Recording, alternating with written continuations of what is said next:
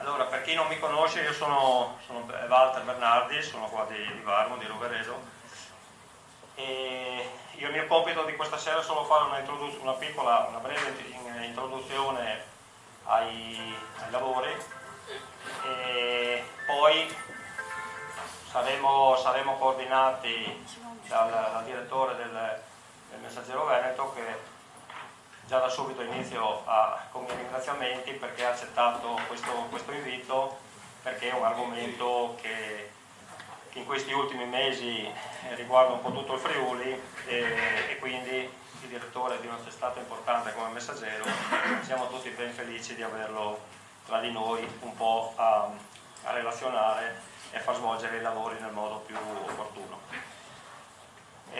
Continuo intanto vi ringrazio tutti per aver partecipato, per essere qui presenti in un numero così importante, e inizio con i ringraziamenti ai sindaci dei comuni di Varmo, innanzitutto perché è il mio comune e quindi ringrazio prima di tutti. Poi abbiamo i rappresentanti i sindaci dei comuni di Camino Tagliamento, di Codroipo, che riguardano la parte più a nord rispetto al comune di Varmo, e i sindaci di Ronchis e di Rivignano, che sono qua alla mia destra. No, posso dimenticare. Da questa parte abbiamo le tre organizzazioni professionali agricole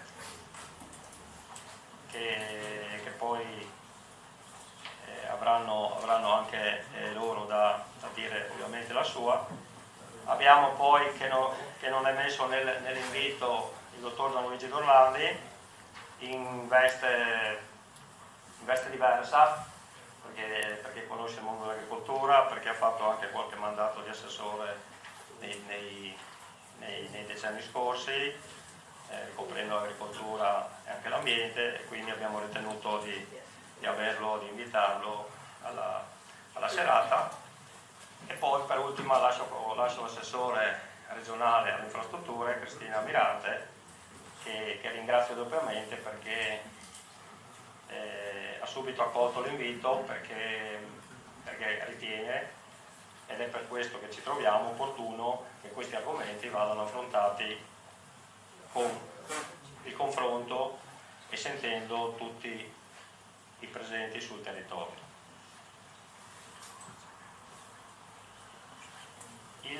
Il gruppo, quindi, abbiamo costituito, da quando è uscito questa idea a livello regionale, io faccio fatica a chiamarli progetti perché in effetti sono ancora, secondo il mio punto di vista, quello che ho potuto capire delle idee, di una presa di coscienza, una visione di cercare in qualsiasi modo con tutte le opere di riuscire a trovare e ad aumentare la messa in sicurezza del fiume che coinvolge tutto il Friuli. E apro subito una parentesi, secondo me parto anche subito con i miei punti di vista, dico anche che la Regione Veneto, che ovviamente stasera non è invitata, ma dovrà essere una regione che dovrà essere coinvolta, perché il tagliamento sì, non è solo un fiume del Friuli, penso sia, per me è scontato, ma noi friulani dobbiamo dare il nostro contributo, però anche il Veneto secondo me deve sedersi attorno a un tavolo per prendere le proprie considerazioni e per dare un aiuto a trovare le soluzioni migliori. E questo gruppo, dicevo, ci siamo così uniti, abbiamo attraverso telefoni, per amicizie, fondamentalmente siamo un gruppo di un centinaio di persone. Questa è la terza, un po' più grossa, dopo ne abbiamo fatte altre due, insomma, riunioni per parlare di questa problematica. Fondamentalmente un gruppo di imprenditori, la maggior parte del settore agricolo, perché poi io di lavoro faccio questo, però poi ci sono uniti anche un po' di artigiani, un po' di industriali, perché appunto l'argomento.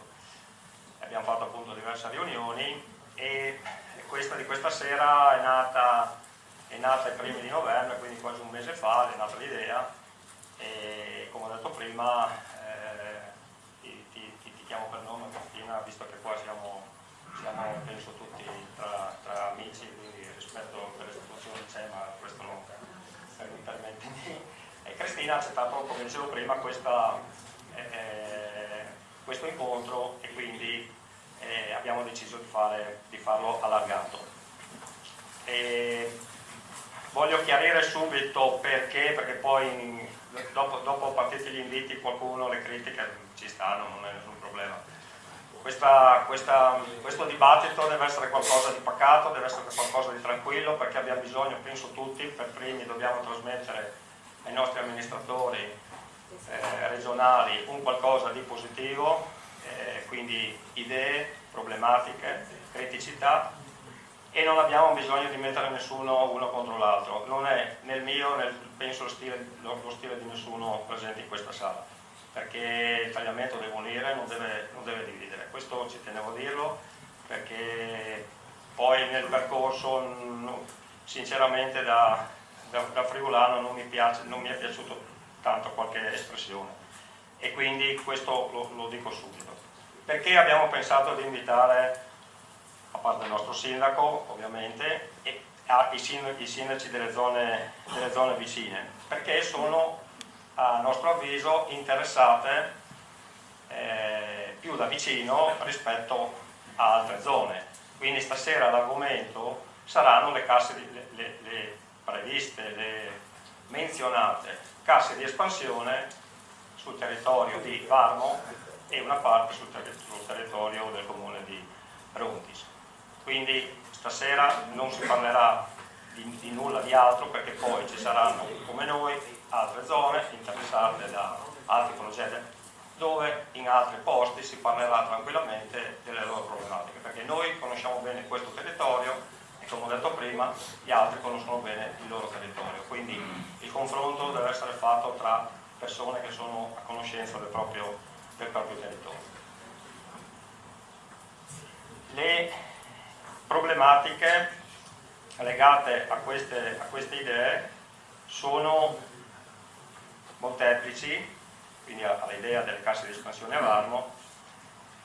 Innanzitutto un comprensorio, questi 5 sindaci rappresentano circa più di 28.000 abitanti, quindi il territorio è vasto. Perché, vado subito alla questione principale, perché secondo noi le casse di espansione a Varmo non si possono fare? Vado subito, ma non è il mio no tassativo. Siamo arrivati a queste conclusioni perché abbiamo analizzato, abbiamo sentito, ci siamo confrontati con decine e decine di ingegneri, di esperti, perché ci sono problematiche di diverso tipo. Innanzitutto c'è un problema di una configurazione morfologica del terreno, una configurazione poi anche agronomica, strutturale dei terreni, che in caso di riempimento con volumi importanti di acqua metterebbero a serio rischio non solo le zone interessate da questi progetti, ma anche appunto i comuni limitrofi. E questo mi riferisco ai comuni alla parte meridionale, diciamo così, a parte a sud, dei comuni di Camino, al Tagliamento e di Codroico, che magari qualcuno poi pensa siano esclusi, ma non è così, perché poi noi viviamo su questo territorio e ve lo assicuriamo, anzi è la storia, che quando cadono 100 mm d'acqua abbiamo già avuto 20-30 cm di acqua in Piazza Varmo, ce l'abbiamo avuti a Roveredo, Levedischi era abbastanza, a Revignano in via Varmo ci sono gli stessi problemi, solo con un centinaio di millimetri d'acqua. Quindi se andiamo a riempire queste fantomatiche casse di espansione, tutta la parte, diciamo, inferiore, secondaria dei fiumi, dei rigatoli, viene compromessa un'area vastissima. Un altro problema fondamentale a pari degli altri è che la costruzione di questi chilometri di argini andrebbe a isolare frazioni del comune di Varmo, del comune di Ronchis e del comune di Levignano. Parlo del Priorato, parlo di Madrino di Varmo, parlo di Canuscio di Varmo. Se andiamo poi a Ronchis, abbiamo la frazione di Fraforeano, abbiamo nel comune di Lignano la frazione di Sella. Sono tutte frazioni che, quelle del comune di Varmo e quella di Fraforeano, verrebbero a trovarsi tra due argini, quindi attualmente hanno l'argine del tagliamento, diciamo, dalla parte ovest. Con questa costruzione si troverebbero un argine dalla parte sinistra. Io sfido qualsiasi di voi, a parte i tanti presenti stasera che già lì ci abitano, come possono avere un futuro queste frazioni. Secondo me è un inizio di un abbandono di questi paesi, a parte tutta la pericolosità. Per a quella mi hanno risposto qualcuno che arriva ogni 100 anni. Vabbè. Oltre a queste ci sono in questa zona individuata delle due zone industriali, artigianali, industriali, direi industriali, una di Varmo e una di Levignano, che guardano tutte e due verso tra di loro, e secondo il nostro punto di vista sono messe molto a rischio. Ci sono poi diversi insediamenti produttivi, più che altro agricoli, perché stiamo parlando di 3-4 impianti biogas, almeno un paio di allevamenti di notevole importanza, una struttura che commercializza prodotti per l'agricoltura. Quindi io vado veloce, però vi sto elencando una serie di problematiche che ci sta poco ad elencarle, però cominciano a fare una massa importante. Dal punto di vista, parlavo prima, agronomico e strutturale, poi lascio l'organizzazione perché non devo parlare solo io, le problematiche riguardanti più strettamente il comparto agricolo, però c'è un problema di granulometria. Penso che tutti sappiate che questa è una zona di risorgive dove non c'è scheletro pervalente. Abbiamo una buona falda che ci permette anche fortunatamente di poter avere acqua da falda per irrigare l'agricoltura, anche durante le annate che ci sono state di particolare siccità, però questa rischierebbe, con una fuoriuscita di volumi così importanti d'acqua, di andare a tasare i pozzi artesiani, addirittura la falda, e quindi ovviamente riempirebbe i canali primari e secondari, e quest'acqua per farla uscire deve ritornare per forza dentro il tagliamento, e quindi naturalmente la vedo abbastanza difficile e molto molto caotica. Io per finire poi lascio a lei, direttore, il compito di moderare. Butterei anche l'argomento di alcune proposte, oppure anche le possiamo fare dopo, magari, che così magari alleggerisco un po' per me che non sono poi abituato a parlare tutti i giorni come qualcun altro. Quindi, direttore, se vuole lei iniziare. Grazie.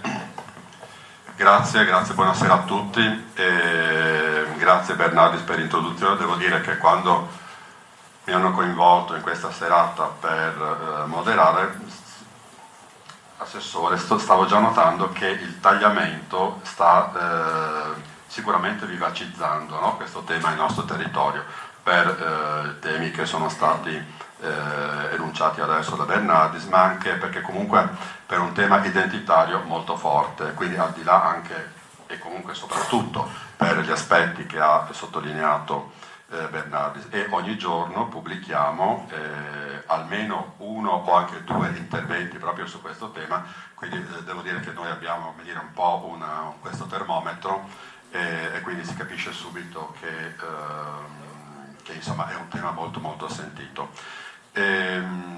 Ringrazio Bernardis e Targato che mi hanno coinvolto in questa serata e tutti i presenti. Vi chiedo di fare degli interventi per cortesia brevi, stiamo sull'ordine dei 4-5 minuti perché siete in tanti già qui al tavolo, immagino poi che ci saranno anche degli interventi tra il pubblico e quindi dobbiamo anche avere un limite, perché se no andiamo avanti fino a notte inoltrata, e siccome dobbiamo anche scrivere di questo incontro sul giornale diventa impossibile per la collega che sta seguendo.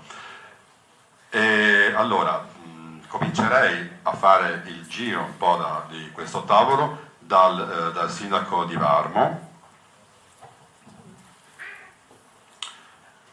Buonasera sindaco. Il sindaco Prampero, do a lei la parola, ascoltiamo anche gli aspetti delle amministrazioni, poi sentiremo sicuramente le categorie. È arrivato nel frattempo anche Tilatti, presidente di Confartigianato, e allora sindaco, cominciamo da lei. Sì, buonasera, benvenuti a tutti.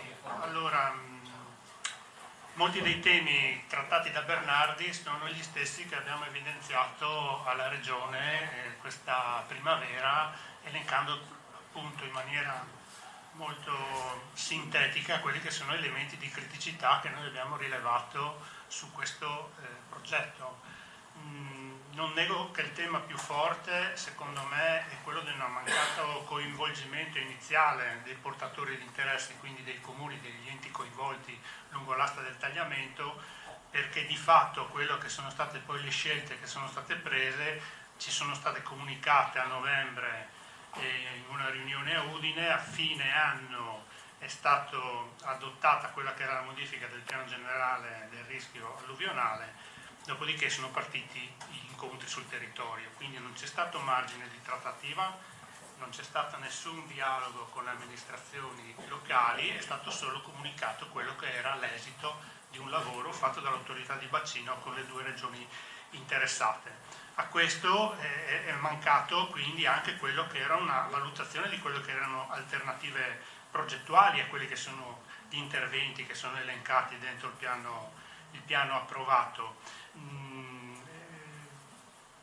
Non dimentichiamo che il piano era stato approvato di recente e aveva altre soluzioni al proprio interno. Allora è legittimo che la pubblica amministrazione rivaluti il pubblico interesse, non ci mancherebbe.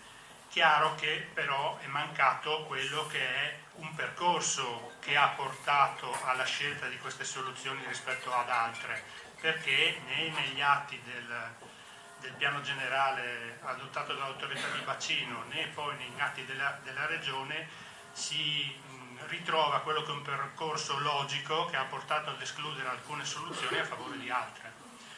Questo secondo me è un vulnus importante, perché non consente neanche alle amministrazioni di ripercorrere quello che è l'iter logico seguito per poter anche formulare delle proposte alternative, mancando proprio l'analisi. E sulla scelta adottata molto è già stato detto da Bernardi, non vado molto oltre, dico solo che sono circa 14 km quadrati interessati a cavallo dei 3 comuni. Quello più interessato è il comune di Ronchis, a seguire Varmo e poi Rivignano Teor come estensione. Dal punto di vista delle criticità noi abbiamo sollevato una serie di problemi, alcuni sono stati già toccati. Sappiamo benissimo che vasche di espansione sono stati bacini di laminazione, meglio detto, dal punto di vista tecnico. Sono opere che dal punto di vista di mitigazione del rischio idraulico sono efficaci. C'è poco da discutere, l'esperienza del Veneto in questo senso è un'esperienza che ha dimostrato la loro efficacia. Peccato però che per come sono state realizzate in Veneto, diciamo che dal punto di vista tecnico la loro realizzazione in Veneto è stata adiacente ai tratti arginali, sono comunque vasche di laminazioni che sono state fatte in tratti dove il fiume è pensile, quindi è facile anche portare fuori l'acqua e allagare queste aree. Basti pensare che quella che ha salvato Vicenza è 8 milioni di metri cubi, quella che viene realizzata a cavallo dei 3 comuni è 22 metri cubi. Quindi tanto per dare l'ordine di idea di quello che è la grandezza di quest'opera e il contesto dove viene inserita. E non dimentichiamo, ma è stato ricordato, ci sono attività commerciali, agricole, ma anche abitazioni. Quindi sono previsti espropri anche di abitazioni necessarie per fare quest'opera.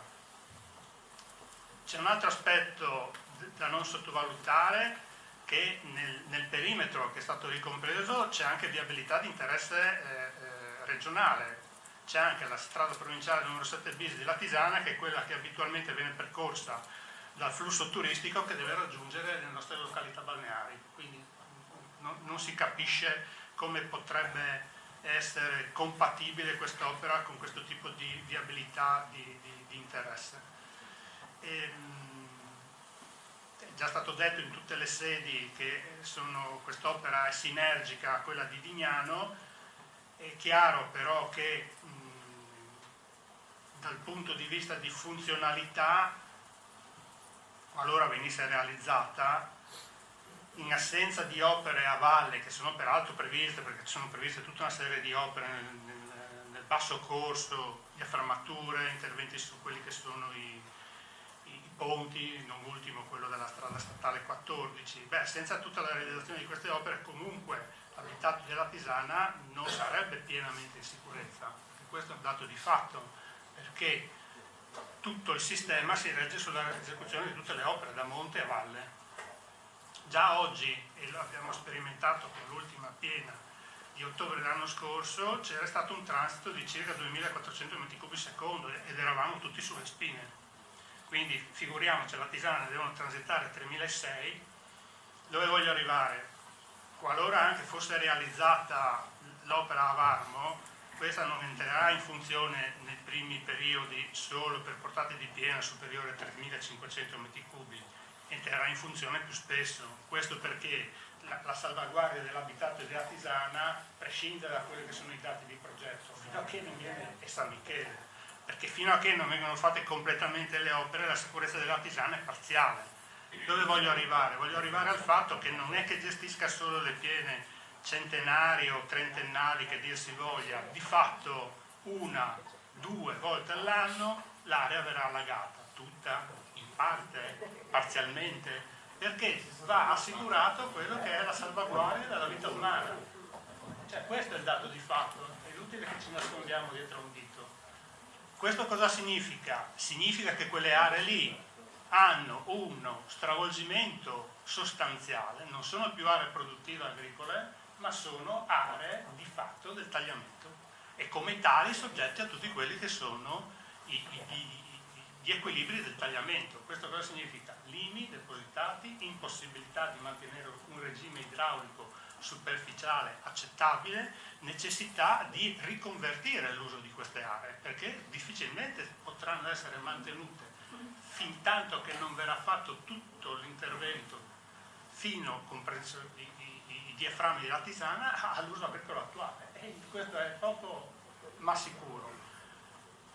A questo si aggiunga anche il fatto che tutta questa opera compromette anche quello che è l'equilibrio del sistema idrico minore del comune di Varmo, e non solo, perché interessa anche, come detto, la parte meridionale di Varmo, di Codroepo e Camino al Tagliamento. Cioè noi abbiamo tutta una serie di canali che si immettono in quello che dovrebbe essere il canale, diciamo, scolmatore, e quindi non riusciamo a capire come potrebbe essere assicurata la sicurezza idraulica di metà del comune di Varmo se il canale ricettore dei canali minori viene impiegato per portare fuori l'acqua del tagliamento. Quindi la nostra posizione su questo progetto è stata critica, nel senso che abbiamo comunicato alla Regione quello che erano una serie di dubbi, anche alla luce del fatto che non c'è un progetto oggi, c'è solo un'idea progettuale, e quindi abbiamo chiesto un coinvolgimento comunque fin dall'inizio nella documentazione preliminare del progetto, quello che è il primo passo che viene fatto quando ci si approccia a un'opera di questo tipo. Ecco, non nego che la popolazione è preoccupata, ma non solo la popolazione di Varmo, anche quella degli altri comuni, anche perché, ripeto, l'area non è banale, quella interessata. Abbiamo visto prima sono 14, ma diciamo circa 6 km sono solo sul comune di Varmo, non è poca cosa. Grazie. Grazie, allora sentirei il suo collega, il sindaco di Ronchis, Michelutto. Sì, grazie, buonasera. Allora, io oltre che sindaco di Ronchis, tra l'altro provengo anche da Cesarolo, per cui il tagliamento lo conosco molto, ma molto bene. Ogni volta vedo il Cavratto spazzato via, ogni volta vedo strade distrutte. Lo scorso ottobre ha rotto a terzo bacino, a quarto bacino, perché forse credo che la Tisana non sarebbe alla Tisana non sarebbe passato senza far danni. Detto questo, la disamina tecnica l'ha già fatta il collega Fausto, e ovviamente vale anche per noi. Noi abbiamo una criticità aggiuntiva rispetto a Varmo, perché l'argine del tagliamento non è demaniale, è del Ministero delle Infrastrutture e del Territorio. Io vi garantisco che abbiamo una lentezza di azione che è 10 volte superiore. Solo per sfalciare l'argine e poter mandare anche la protezione civile a dare un'occhiata, quest'anno lo sfalcio è stato fatto una volta, dopo che comunque era già impraticabile. Da noi sono state effettuate, grazie alla Regione comunque, che ringrazio, delle diaframmature molto importanti, non hanno ancora risolto perché mancano ancora dei pezzi. Quindi abbiamo ancora dei fontanazzi. Un fontanazzo è praticamente il tagliamento che cerca di passare sotto l'argine e di uscire dall'altra parte, quindi poi spaccherebbe l'argine di colpo. Tra le opere complementari quindi c'è anche questa. Ad oggi non ho visto un progetto, non ho visto un progettista, per cui cosa posso dire? Io faccio l'informatico di professione, ci sono delle idee, ma io voglio parlare con l'ingegnere idraulico, con chi fa il progetto, che viene a parlare con la popolazione e dopo si può giudicare. Altrimenti io non ho la possibilità di poter dire sì, è il miglior progetto, sì, è il peggior progetto. Ad oggi è un pezzo di carta che vale quanto un pezzo di carta di formaggio, a mio parere. Non c'è una progettazione e non c'è un tecnico incaricato col quale io posso interloquire, credo che sia la posizione, insomma, di tutti i sindaci qui. Grazie. Grazie. Se c'è qualcuno coraggioso, ci sono 3 posti qui davanti e 3 qui a sinistra, se volete sedervi. Darei la parola adesso al sindaco di Codroy, Bonardini. Grazie, buonasera a tutti. Non mi dilungo sugli aspetti tecnici, sono già stati precisati dal sindaco di Varmo. Voglio solo iniziare dicendo che qualcuno ha proposto scusate, aspetta che accendiamo. Vado? Bene, scusate. Vedo che qui davanti a me c'è consigliere comunale di maggioranza, comunque regionale di maggioranza, che ha fatto una proposta a livello regionale che personalmente ho apprezzato molto, che è quello di fare una pausa di riflessione. Io credo che sia determinante che poi sia stata votata anche da tutto il Consiglio, quindi io credo che sia un elemento su cui ragionare, o meno un attimo per fermarsi a pensare se effettivamente le opere proposte sono opere, ripeto, anch'io non ho visto particolari progetti se non quello che ritrovo sulla traversa di Vignano, per capire questo territorio come si intende intervenire su questo territorio. Credo che questi signori che voi vedete qui conoscano questo meraviglioso fiume più di tutti gli altri, perché lo hanno vissuto da quando ci andavano insieme alle loro famiglie a prendere il sole, a quando poi, impauriti dai livelli del fiume, si sono un attimino preoccupati giustamente. Ed è altrettanto vero che non è che un intervento singolo possa aiutare a risolvere il problema. Ciò non toglie che il problema esiste, quindi è inutile che ci nascondiamo sul fatto che non esista. Possiamo dire intanto succede una volta ogni 50 anni per cui non facciamo nulla. No, io credo che le preoccupazioni che stanno ovviamente in questi comuni, ma anche a valle e quindi nei comuni del Tesano e del Vignano, siano effettive. Ciò non toglie che quello che forse è mancato, anzi che sicuramente è mancato, è quello di un coinvolgimento di più figure professionali, non soltanto quelle che hanno dato questo tipo di indicazione, ma anche altre che ovviamente possono soffermarsi a ragionare e a vedere a più ampio respiro quello che si può fare.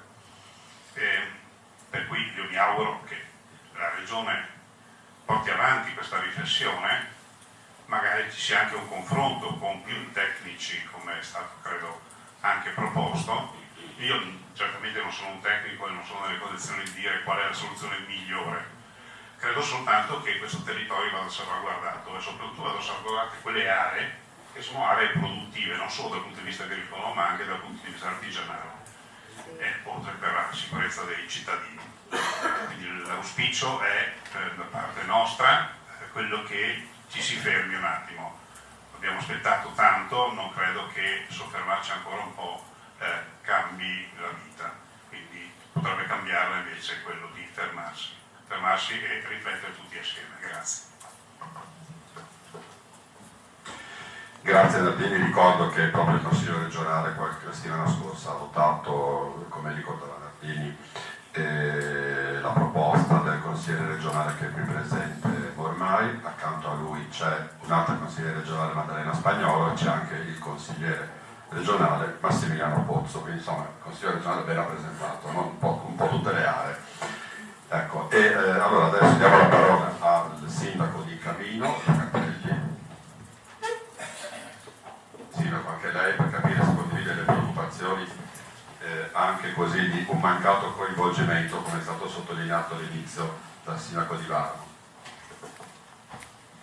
Buonasera a tutti, innanzitutto grazie per l'invito, per l'occasione che abbiamo come territorio di far conoscere le nostre ragioni. Al di là del coinvolgimento, il tema principale di questa parte del tagliamento della sua popolazione è sempre stato quello della ragionevolezza. Questo non è un territorio che piange, che grida, che strepita. Ho l'impressione che a volte questo sia quasi uno stigma, perché sentiamo la collinare piangere, sentiamo la bassa piangere, noi non ci siamo. In realtà abbiamo delle problematiche da lungo tempo. Porto l'esempio del mio comune, noi abbiamo l'area golenale che è più bassa rispetto a quella di San Vito che c'è di fronte. Anni fa siamo riusciti con un consorzio di cavatori, perché dobbiamo considerare tutti gli operatori e non dire che non vogliamo sghiriare il tagliamento e poi facciamo buchi nel territorio osceni e quelli vanno bene. Quindi anche c'è questa tematica sulla manutenzione del fiume che negli ultimi anni, devo dire, è scomparsa, non si sente più. E invece è un'altra tematica sulla manutenzione che dobbiamo avere, perché al di là delle grandi opere abbiamo tutti quanti, chi vive sul tagliamento, le criticità che derivano dalla gestione ordinaria, e su questo il nostro territorio non è stato ancora ben coinvolto, quindi una tematica ulteriore, perché il sistema ovviamente deve essere coordinato, non solo i grandi interventi ma anche le manutenzioni che dovranno essere coordinate con gli interventi. Come Camino sicuramente saremo coinvolti da quest'opera, perché comunque tutti i nostri corsi di fiume, i corsi dei nostri fiumi, e praticamente a Camino ogni centro abitato è attraversato da un'acqua pubblica, scendono su Varno e da Varno poi entrano nel tagliamento. È evidente, abbiamo già visto con situazioni neanche di piena ma di precipitazione sempre più importanti, che se il Varno va in crisi le nostre comunità entrano in crisi, perché il sistema non riesce a farle fluire tutto il carico che ha. Di conseguenza quest'opera andrà a impattare anche sul nostro territorio. Alla luce di un tanto, quello che interessa Camino è ribadire che l'assoluta vicinanza ai comuni come territorio.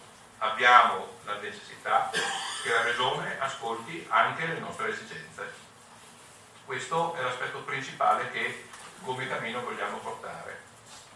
Il territorio, diciamo così, del Medio Friuli di qua deve parlare con un'unica voce e far valere le proprie ragioni. Io comprendo, e qui ci sono tra l'altro molte persone anche di Camino, chi ha terreni nelle zone interessate, c'è persone che hanno investito i fondi della vita, adesso sanno che quei terreni potrebbero non avere più quel valore di acquisto. Come sarà la commercializzazione di quei beni?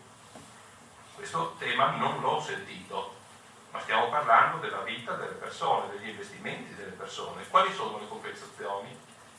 Almeno dal punto di vista, lo vediamo noi piccoli sindaci di campagna, quando facciamo un intervento sentiamo le persone e diciamo state tranquilli, cerchiamo di capire quelle che sono le perdite che hanno e come compensarle. Questo tema non è un tema che abbiamo sentito, è un tema invece forte che deve essere portato all'attenzione del decisore regionale.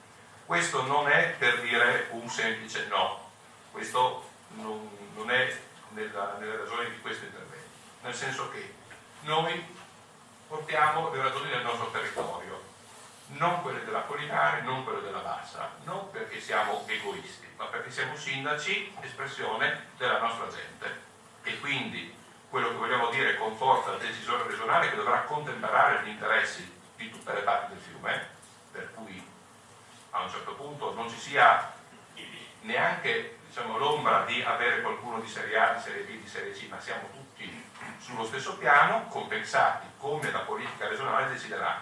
Noi sappiamo che la scelta della regione, siamo consapevoli, è una scelta difficile, perché già da quello che abbiamo detto, gli interessi in gioco sono anche divergenti. Qualcuno probabilmente dovrà essere sacrificato, ma deve essere sacrificato con le giuste compensazioni e soprattutto coinvolto in un percorso che permetta di avere un intervento il quanto più possibile condiviso.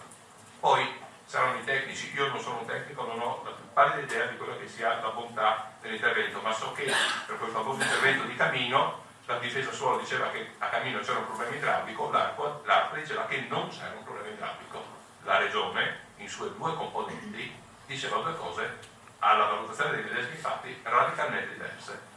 Quindi abbiamo bisogno del supporto anche, ci sarà dato, di caricare i nostri tecnici per avere, come detto, una visione il più completa possibile e che possibilmente ci introduca in una scelta che, qualsiasi cosa si decida, impatterà in maniera importante e duratura nel tempo nei nostri territori. Noi siamo i rappresentanti di questo territorio e a noi questo interessa.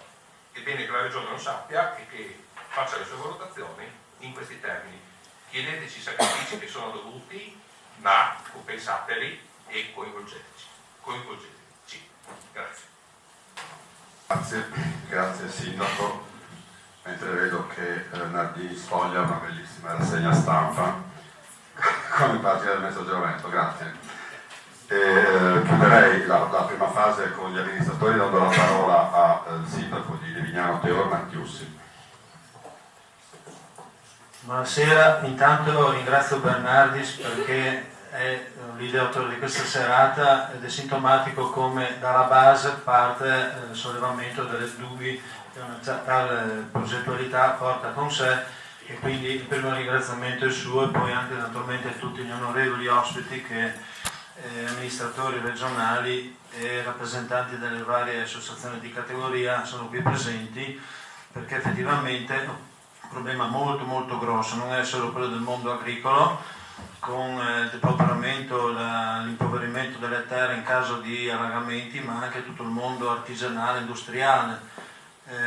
Si accennava a due zone importanti di Varmo e di Livignano Teor, dove a Occhio Croce ci lavorano circa 5.000 persone, quindi 5.000 famiglie che godono dell'artigianato, non solo dell'agricoltura, più tutta una serie di altre problematiche che sono state individuate a livello di infrastrutture, strade, ponti, accessi, viadotti, tutte queste cose che vanno concepite nell'arco di questa importantissima opera che riguarda noi. Poi non c'è da dimenticare che accanto ai nostri comuni c'è tutto un altro corollario di problematiche che sono legate all'Artisana. L'Artisana è sede dell'ospedale. L'ospedale è la più grande azienda che ha l'Artisana ed è quella che in caso di alluvione è una di quelle realtà che soffrirebbe, ma non solo sotto il profilo economico, perché ci lavora tanta gente, infermieri, medici, ma perché la nostra salute, la salute dei cittadini che hanno bisogno di questo ospedale che è al centro di una riorganizzazione anche all'interno della sanità locale. Per cui l'Artisana, io ho visto nell'84 iniziare opere di laminazioni. Siamo nel 2024, a Livignano durante la Fiera dei Santi c'erano dei comitati a raccogliere delle firme. 40 anni che si discute di questa cosa, quindi va bene la pausa di riflessione perché bisogna fare bene le cose, progettare, parte prima dall'avere bene chiare le idee. Io faccio il progettista, per cui questo concetto è ovvio. Per cui però non prendiamocela tanto comoda, quindi invitiamo tutte le persone che sono necessarie per far sì che le cose vengano bene, studiosi, ingegneri di idraulica, meteorologi, ma anche e soprattutto l'esperienza delle persone che ci vivono in questa realtà locale.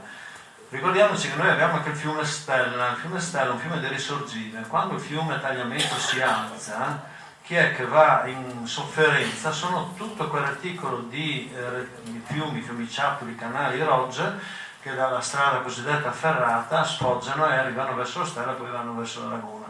Un problema che non è da salutare è anche quello, quindi non sono solo le aree di Sella, Madrisio, Canusse e compagnia bella, ma è tutto il reticolo che è il bacino del fiume Stella. E quest'anno, voglia per le forti precipitazioni della montagna, il fiume Stella era 30, 40, 50 cm sopra il livello naturale e quindi con un danno stratosferico all'economia, mettendo a repentaglio i boschi che sono centenari, per cui portano la nostra ricchezza anche sotto il profilo turistico se vogliamo, ma un'agricoltura in sofferenza, zone che allagate non hanno prodotto, per cui in questo sistema di progettazione messa in difesa del fiume Tagliamento c'è anche tutto il resto, secondo il mio punto di vista.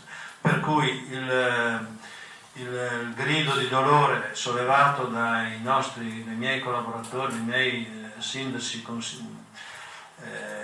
nostri sindaci se vogliamo, lo sposo in pieno, perché effettivamente il coinvolgimento del sindaco è la prima cosa, ma perché è il portatore delle istanze di tutta la popolazione. Tutti noi quando ci muoviamo la mattina andando a prendere il caffè, il giornale, portando i figli a scuola, siamo presi per la giacchetta da questi problemi, per cui siamo i portatori delle istanze di tutte le necessità della nostra popolazione, che non è solo quello dell'autobus perché non si ferma sotto casa nostra, ma anche perché ci sono questi problemi di grandissima portata economica, non solo per noi ma anche per tutto il contesto. Una cosa che va immediatamente fatta, e questa qui è realtà quotidiana, non ci si può, è la pulizia ordinaria dei ponti, dei pontini. Troppo spesso assistiamo a lungaggini, qui vedo la consigliera regionale ma anche cittadina di Latisano, per sbloccare tanti rifiuti che si accatastano sotto i ponti, ci vogliono lungaggini impressionanti e poi ci si rimbalza a competenza di uno, a competenza dell'altro, lo fa uno, lo fa l'altro, io metto i soldi, tu fai il lavoro, quindi allungando quelli che sono. Almeno questo mettiamoci in testa di farlo subito, è già una piccola prevenzione, è piccola nel contesto di quello che è queste precipitazioni, che sono queste bombe d'acqua che, come dicevo prima, basta 100 mm, che sembra tanto, in realtà non è tantissimo, perché i contadini quando bagnano decine di millimetri, no? E lo devono fare più volte, per cui, però tutto in un colpo è un danno impressionante, per cui alla fine bisogna intervenire abbastanza tempestivamente nell'avere le idee chiare, nel progettare, però dandosi dei tempi ragionevoli,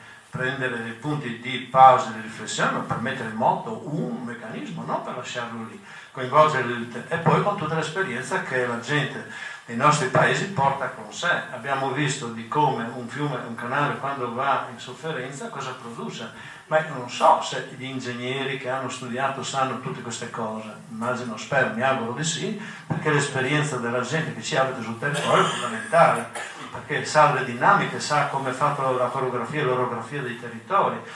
Ci sono dislivelli impressionanti a Legnano Teor, tra Rivarotta e Chiarmacis e Campomolo sono 10 metri di dislivello, tanto per fare un esempio. Uno è quasi sul livello del mare, l'altro ha la collina, se vogliamo dire. Se poi andiamo su verso il Codroitese, penso ancora meglio, ancora peggio, insomma, secondo il punto di vista.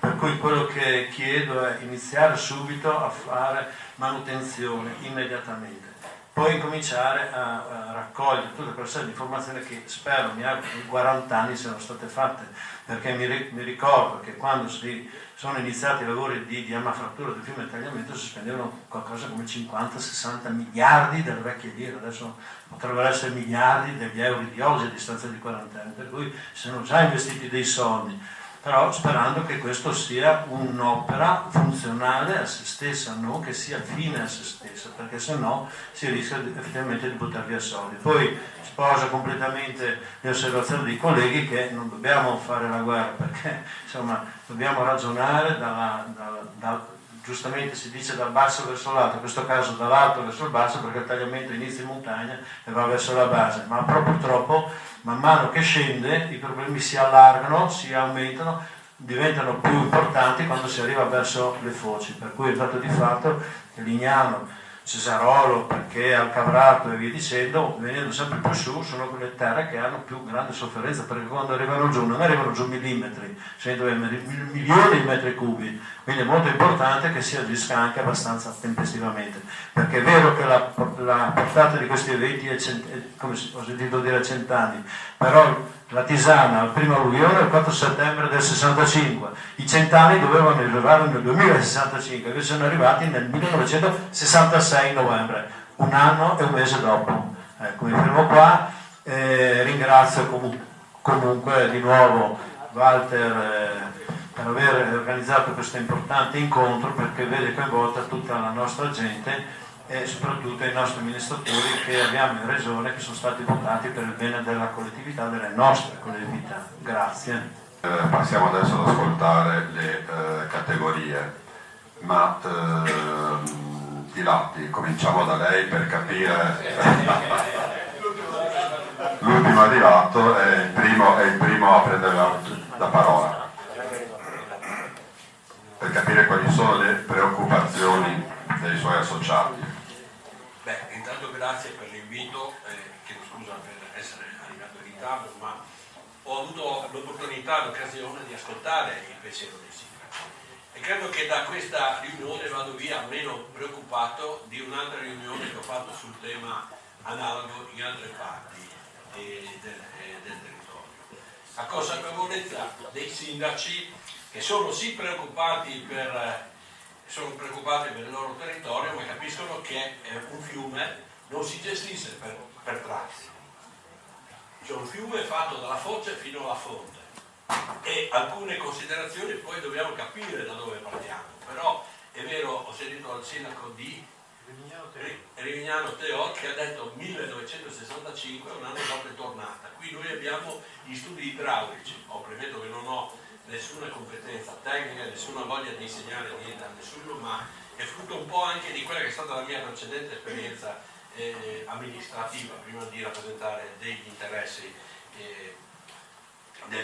particolari. Allora dico che di questo tema se ne parlava già prima del terremoto, ne abbiamo parlato durante il terremoto, la regione in quel momento è riuscita a fare tantissime opere di sistemazione idrogeologica.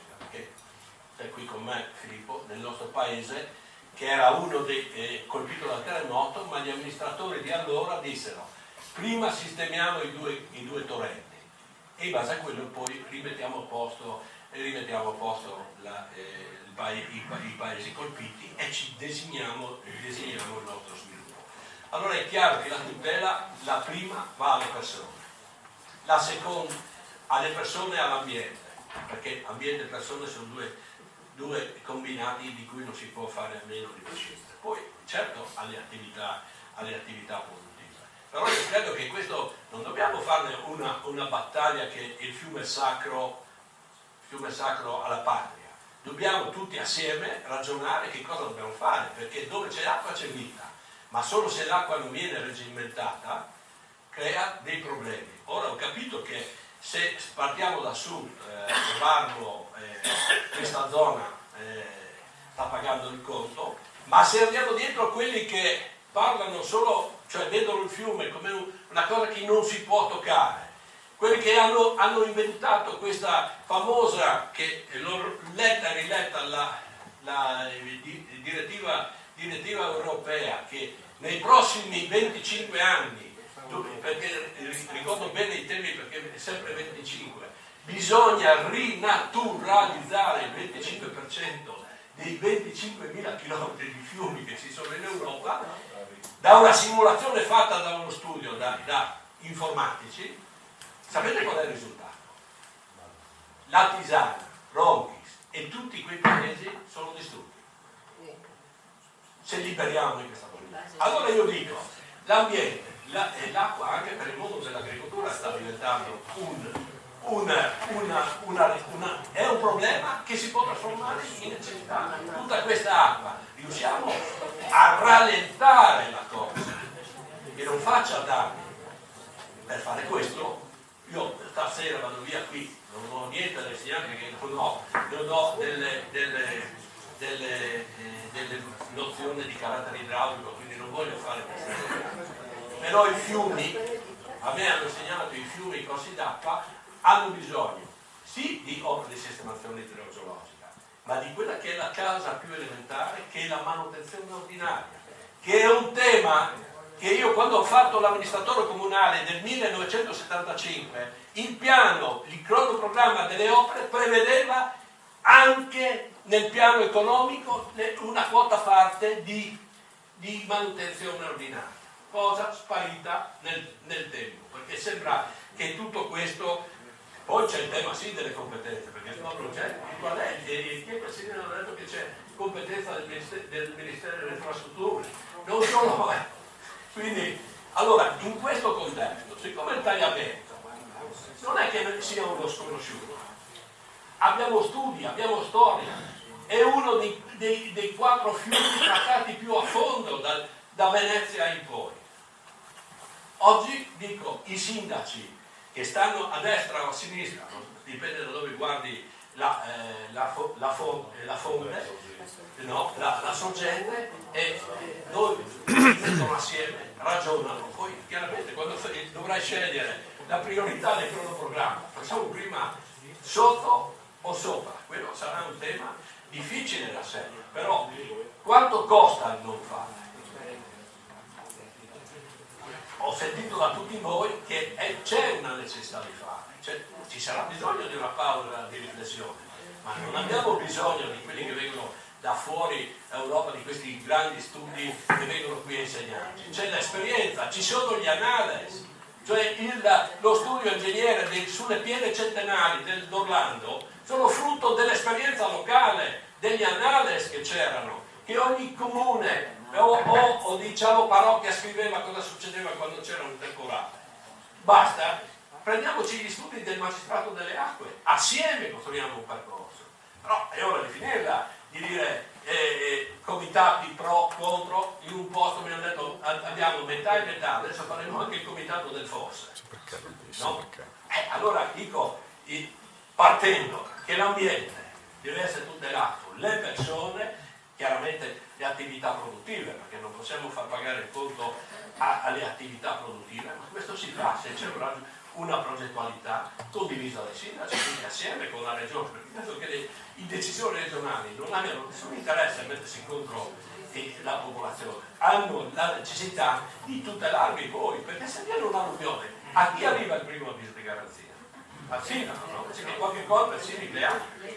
Ecco, allora io vi suggerisco, vado via volentieri da questa riunione, non so se ho portato un contributo che non poteva. ecco. Ma questo toccava a me che sono il decano dei presidenti, erano cose che dovevo prendere a me. Però dico, i problemi si affrontano con serietà e tutti assieme troveremo le soluzioni.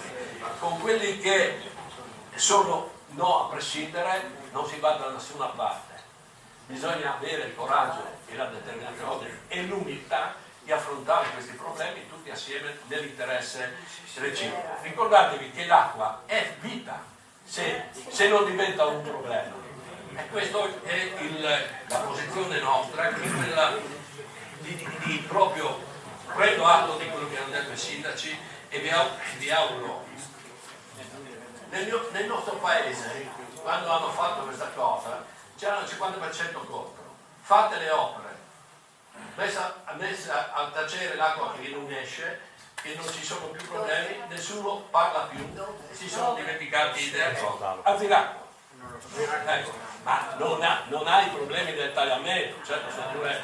Sì, ragazzi, io parlo di ciò che so, non di ciò che non so. Grazie Tirappi, grazie. E allora diamo la parola a Valsassina prego, così sentiamo anche le categorie del mondo agricolo. Prego. Perfetto, grazie.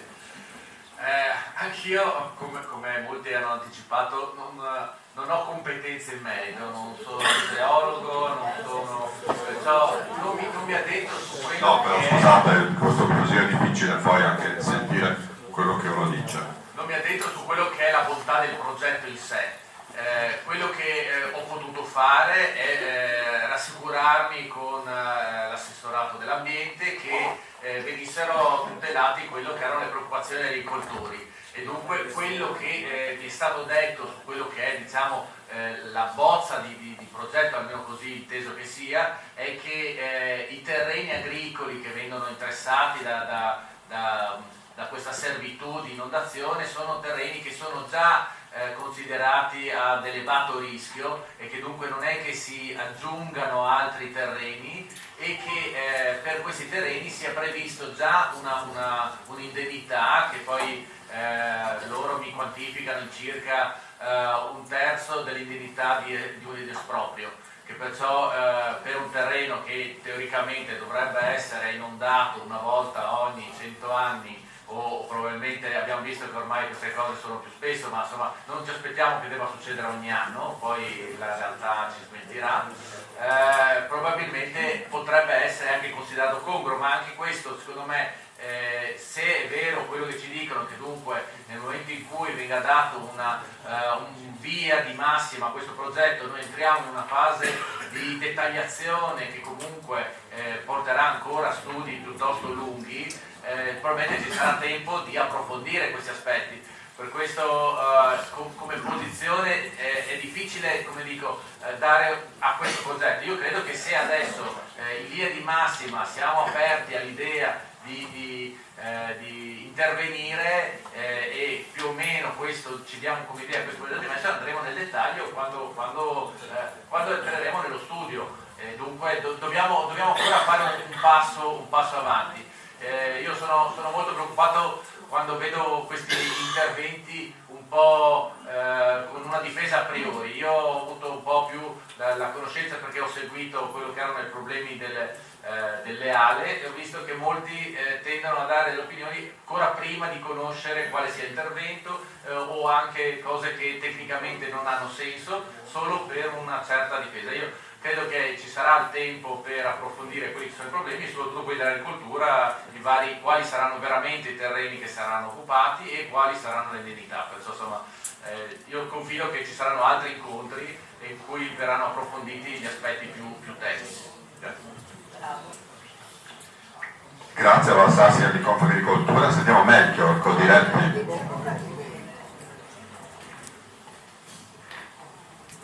Buonasera, grazie per l'invito.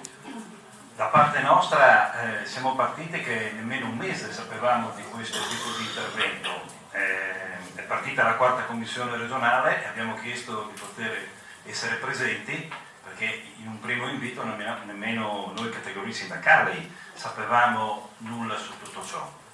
Da qua ci siamo un attimo informati, io mi sono informato anche come presidente di Coldiretti, un po' quello che succedeva sul territorio, ho avuto la possibilità di parlare anche con i sindaci della Collinare, con i sindaci di Gemona, di Osoppo, perché era necessario conoscere le problematiche di quello che veniva avanti.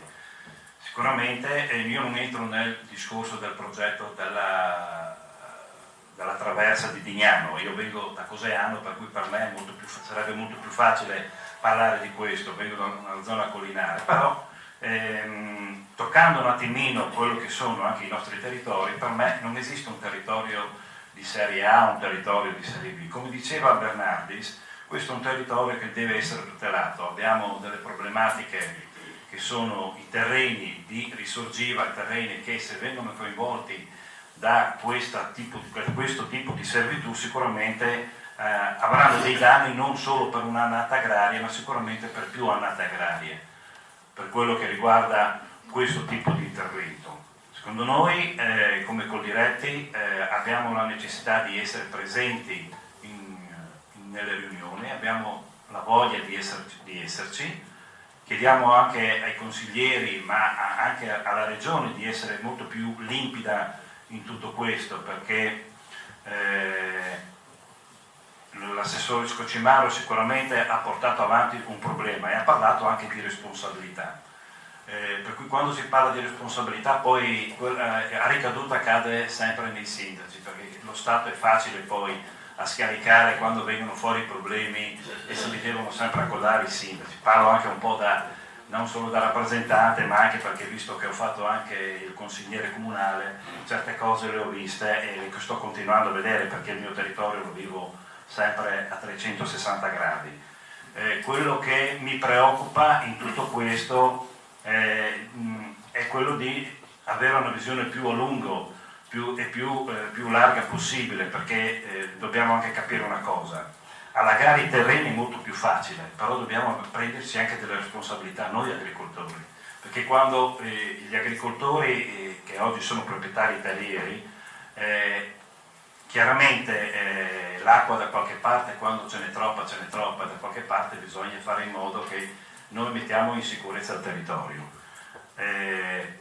E cosa fai? La prima cosa che fai è cercare di aprire un argine per fare in modo che questa acqua non inondi una parte del nostro territorio, ma però sicuramente a nessuno di noi fa piacere questo, però dobbiamo anche avere la responsabilità di tutto questo. E quando anche l'assessore, non per prendere le difese di nessuno, perché non voglio prendere le difese, quando si parla di responsabilità, noi dobbiamo avere la responsabilità di tutte le attività produttive, ma anche di tutto il nostro territorio e dei nostri cittadini. Quello che mi preoccupa un po' è stata, quando ho partecipato alla 4ª commissione, questi comitati, questa visione un po' chiusa, che non hanno ancora capito che non si può pensare che un fiume come il Tagliamento di 180 km si possa lasciare così, alla sua natura, chiamiamola così. Ci preoccupa quello che sta succedendo in Europa, in cui un Parlamento europeo in fase di conclusiva di mandato ha emesso un decreto, si chiama decreto natura, in cui, come parlava Tilati, abbiamo la direttiva natura, in cui dobbiamo lasciare libere le acque, togliere le dighe, poi andiamo tutti sotto. Abbiamo visto quello che è successo in Spagna, abbiamo visto quello che è successo in Emilia Romagna. Allora io dico, cazzo, scusatemi, ma qualcuno si prenda le sue responsabilità. Prima di iniziare a parlare di queste casse di espansione, perché non c'è un'ordinanza anche a livello regionale sulla manutenzione di questo torrente? Io che vengo da Coseano, vedo il torrente nella zona di Dignano, che, scusatemi, ma sapete quanto materiale organico c'è? Abbiamo la necessità di ripulire l'alveolo, che è alzato un minimo di 2 metri. Avremo la possibilità nella zona di Osopo, anche Gemona, di tenerci un po' di acqua. Abbiamo la possibilità nella zona di Dignano e Spilimbergo. Poi Spilimbergo, scusate sindaci, ma anche voi avete degli errori, parlo in generale, non guardandovi voi, costruiscono una scuola, la scuola agraria, sull'alveolo del fiume, e quest'anno è andata 8 volte, l'acqua è arrivata fino alle scuole. Allora, prendiamoci tutti la responsabilità di quello che è da fare. Le categorie sindacali ci sono, i sindaci ci sono, la regione c'è, per cui ci sediamo a un tavolo, ci saranno anche i cittadini, ma non continuiamo a dire di no. Le cose sono da fare, è da fare gli studi, servono gli ingegneri, perché gli ingegneri servono perché hanno studiato e conoscono bene i numeri, però la manutenzione di questi fiumi, ma non solo del Tagliamento ma anche di altri fiumi, è secondo me la cosa prioritaria prima da fare, visto che si parla di un'opera da oltre 200 milioni di euro. Penso che con 1/3 di questi si può iniziare a fare intanto un primo impatto, a fare una pulizia, poi da lì avremo il tempo anche di rivedere bene quello che sono le necessità del territorio. Grazie. Grazie, e allora darei la parola adesso a Gianluigi Dorlandi, che non solo è un agronomo ma è stato assessore regionale, a dimostrazione che già ai suoi tempi, gli anni 90, giusto? Ecco, il tagliamento era all'attenzione, ci fu uno studio anche finanziato, poi questo studio si è perso. Buonasera a tutti e buonasera Assessore. Io generalmente come ex assessore cerco di non intervenire sugli argomenti di cui mi sono occupato per il dovuto rispetto di chi viene dopo, perché deve fare le proprie scelte in serenità e in tranquillità. Però l'argomento è troppo importante per non portare l'esperienza che ho avuto nel 1995. Sono ormai quasi 40 anni da quando venni eletto assessore all'ambiente della regione Friuli Venezia Giulia. 95. Ho pagato 10 anni.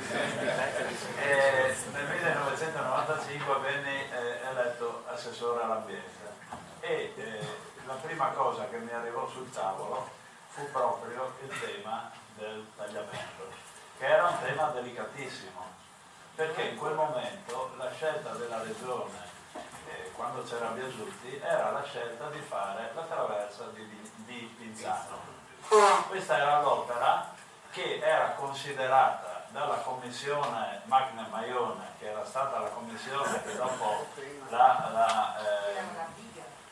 era una traversa che faceva da imbuto al tagliamento e che doveva far passare la quantità d'acqua che sarebbe poi riuscita a transitare fino al mare. In quel momento, già con Biasutti, nacquero una serie di comitati terribili che riunirono diversa popolazione delle zone di Vitodasio, di Spilimbergo, di Pinzano, che erano totalmente contrarie all'opera. Ci fu anche il sindaco di Vitodasio che costituì una zona industriale, una zona artigianale, laddove ci sarebbe stata l'esondazione e l'acqua. A quel punto il mio compito era di cercare una soluzione, ma la soluzione era prima di tutto cercare di condividere con i territori coinvolti, ma anche coinvolgere la Regione Veneto, perché il fiume non è un fiume quello del Friuli, ma è un fiume che coinvolge anche il Veneto. E a quel tempo trovai un assessore della Regione Veneto con cui si riuscì a discutere, a ragionare e la Regione Veneto pose chiaramente un obbligo alla Regione Friuli Venezia Giulia. Noi siamo disponibili a fare le opere sul Cabrato se voi fate un'opera nel medio corso del tagliamento. Questa fu la condizione chiarissima per poter procedere alla predisposizione di un piano stralcio del fiume tagliamento. E allora a quel punto io riunii i comuni dissenzienti sulla traversa di Pinzano e gli dissi: qui dobbiamo decidere un'opera alternativa, o la traversa di Pinzano o un'opera alternativa. E ci fu la proposta di questi comuni delle casse di espansione nella zona del tagliamento, a fianco del tagliamento nella zona tra Pinzano e Spilimbergo, perché non mi sognai io questa opera, era un'opera proposta dai sindaci di quei comuni come alternativa alla traversa di Pinzano, anche perché erano tutti terreni che erano del fiume e che vennero utilizzati per attività agricole e conquistati al fiume. Saranno circa 1000 ettari di terreno che vanno dal ponte di Pinzano al ponte di Lignano, sul lato destro del fiume. E l'obiettivo era: facciamo in maniera tale che con quell'opera e con la sistemazione del Cabrato il fiume abbia la capacità di far transitare la quantità d'acqua che nei momenti eccezionali può capitare nel fiume. Ci fu l'accordo quella volta, perché io non mi sognai di far approvare un piano stralcio che venne approvato, perché l'autorità di bacino approvò un piano stralcio che prevedeva al di là delle diaframmature, che quelle erano opere che comunque andavano bene, ma prevedeva come le grandi opere la sistemazione del cavrato e le casse di espansione sulla destra tagliamento. Quello che è avvenuto dopo è quello che tutti sanno. I sindaci sono cambiati, per cui si sono rimangiati i nuovi sindaci le scelte dei sindaci precedenti, sono nati i comitati che hanno fatto i ricorsi sulle casse di espansione, forse qualche leggerezza l'ha fatta anche la Regione nel corso degli anni successivi a non prevedere gli espropri, a non prevedere le compensazioni, e con i ricorsi al Tribunale Superiore delle Acque e alla Corte di Cassazione tutto si è bloccato. Però io credo che a questo punto non si debba dimenticare quel percorso nelle scelte che la Regione andrà a fare. Quindi ho apprezzato l'idea di un momento di sospensione, un momento di riflessione, ma invito assessore, consiglieri regionali ad andarsi a guardare anche quelle carte del passato, perché vi ricordo che ancora con Biasutti venne fatto un modello fisico del tagliamento, venne costruito in un capannone a Udine un modello in scala del tagliamento, e questo modello serviva per poter verificare le opere che si andavano a progettare, e nella classifica delle opere e della qualità delle opere che andavano realizzate, prima c'era la traversa di Pinzano, la seconda erano le casse di espansione. Per cui credo che quell'esperienza che è stata fatta in tanti anni di studi non vada buttata al vento, ma debba essere recuperata. Il piano stralcio che venne fatto nel 1995 vada rivisto e riguardato, perché ci sono delle cose buone che forse potrebbero mettere pace all'insieme dei territori che in questo momento sono uno contrapposto all'altro. E credo che tutto sommato questo periodo di riflessione dia veramente una grande opportunità, per cui il mio intervento è stato un po' di ricordo, ma anche di apprezzamento per la serenità che ci vuole quando si prendono delle grandi decisioni. Grazie Gianluigi Dornandi. Allora Targatto, chiudiamo questo secondo giro con lei, abbiamo sentito le preoccupazioni e insomma è stata detta anche un paio di volte la parola alternativa, quindi quale potrebbe essere anche la proposta? Grazie, buonasera. Abbiamo la Regione oggi, questa sera qua a Varmo, rappresentata in modo autorevole, che è il nostro assessore alle infrastrutture.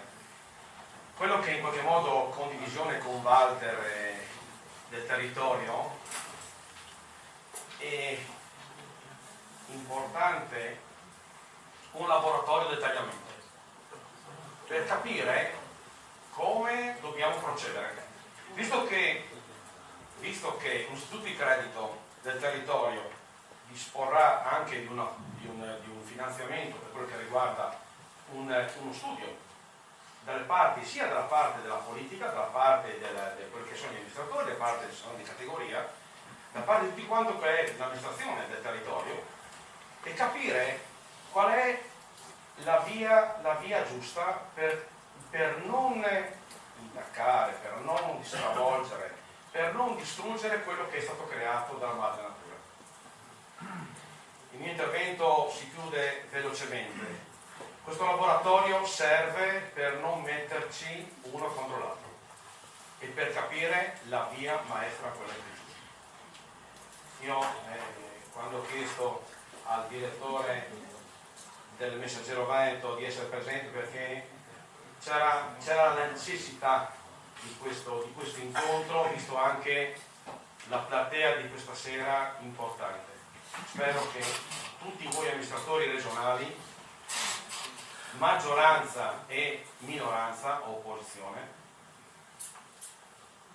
abbiate la voglia di mettersi un tavolo e di discutere una cosa giusta per il tagliamento, altrimenti passeranno altri 40, 50, 60 anni e torneremo ancora qua. Io spero di essere ancora tutti quanti vivi. Però è un augurio, un auspicio. Però l'importante è capire cosa vogliamo fare. Visto che c'è il Studio di Credito che è disponibile a fare questo finanziamento per questo laboratorio, facciamolo una volta per sempre e troviamo veramente la giusta soluzione per questo nostro grande fiume. Grazie. Grazie. Assessore, mi sono segnato durante gli interventi alcune parole, alcuni spunti che per capire un po', insomma, abbiamo già capito alcune posizioni della Regione, ma anche per vedere che cosa possiamo rispondere, che cosa può rispondere. Allora, i sindaci hanno lamentato il mancato coinvolgimento e l'analisi magari insieme di alternative. È stato sollecitato un percorso comune sicuramente e anche la visione insieme di opere complementari. Qualcuno ha parlato di beni che verrebbero svalutati e siamo arrivati poi alla proposta, siamo arrivati poi allo studio da rispolverare, che è quello che diceva Dorlandi, ma poi Targato dice cerchiamo la via giusta attraverso lo studio sicuramente, ma attraverso anche un laboratorio che metta insieme tutte queste idee. È difficile trarre sicuramente le conclusioni, le file e fare anche una proposta ufficiale da parte della Regione dopo aver ascoltato tutte queste posizioni. Però immagino che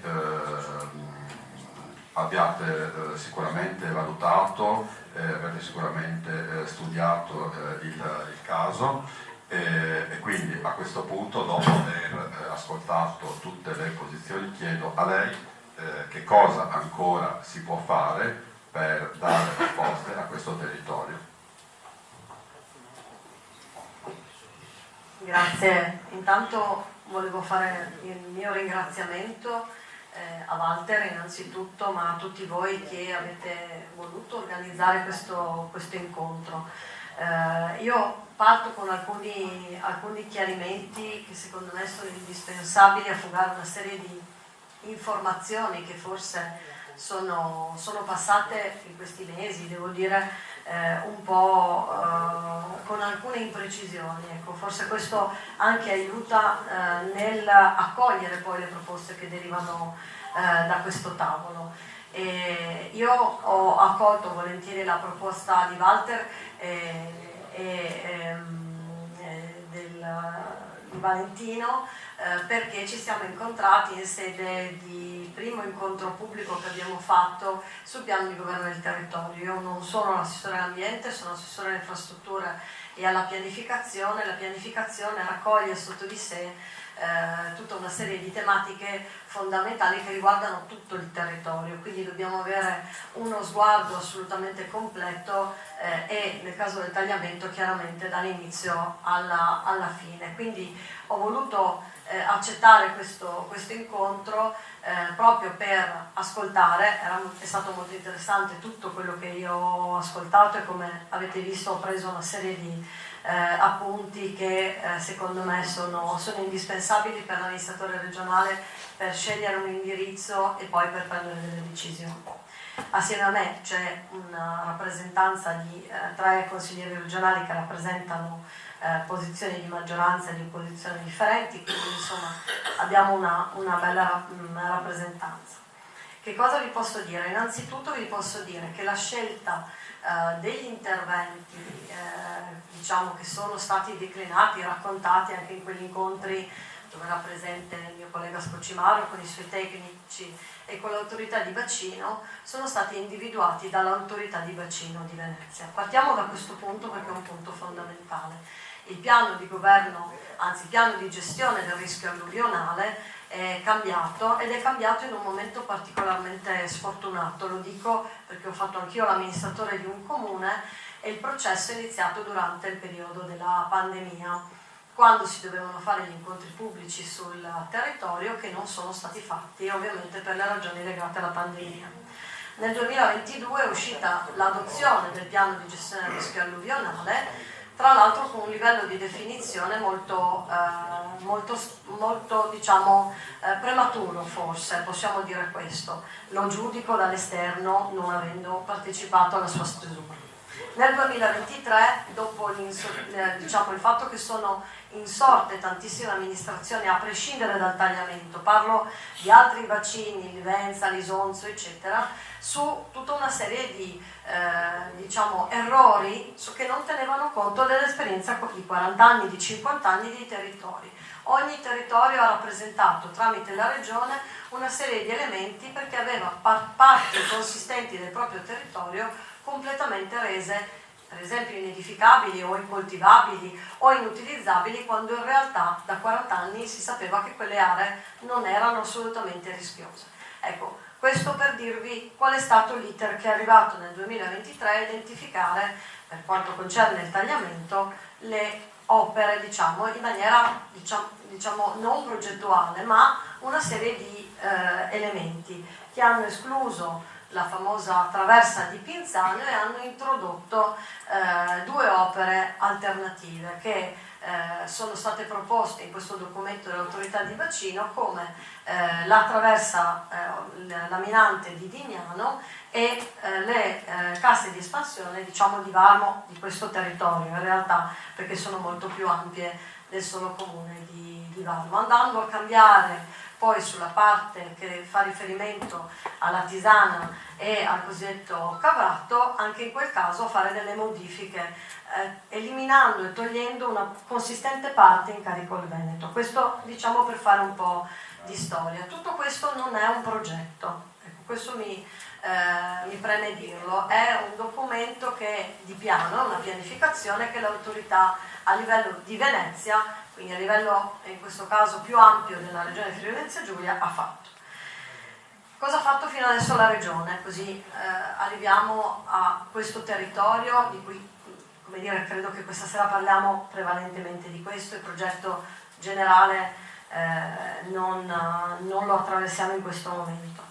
È stato fatto un documento ancora col vecchio codice di appalti, quindi un documento preliminare alla progettazione, quindi un documento che va a fare una serie di analisi di alcuni elementi ambientali, paesaggistici, strutturali e quant'altro della sola traversa laminante di Dignano. Per quanto riguarda l'aspetto che riguarda invece